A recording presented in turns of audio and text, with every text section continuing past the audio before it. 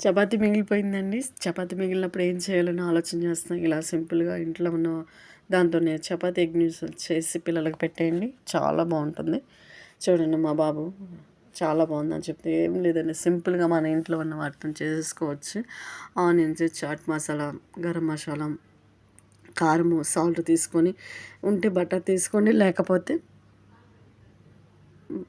Oil అని తీసుకోవచ్చు.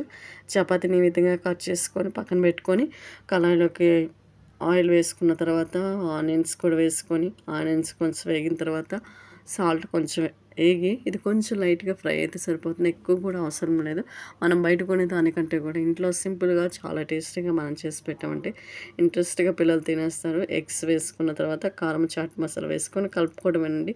ఎంతో టేస్టీగా సింపుల్‌గా ఇంట్లో చేసుకునే మిగిలిన చపాతీతో నూడిల్స్ చేసామండి. నూడిల్స్ చాలా బావుంటుంది. ఒకవేళ ఆ వీడియో మీకు యూజ్‌ఫుల్ అని లైక్ చేయండి. సబ్స్క్రైబ్ చేసుకోండి.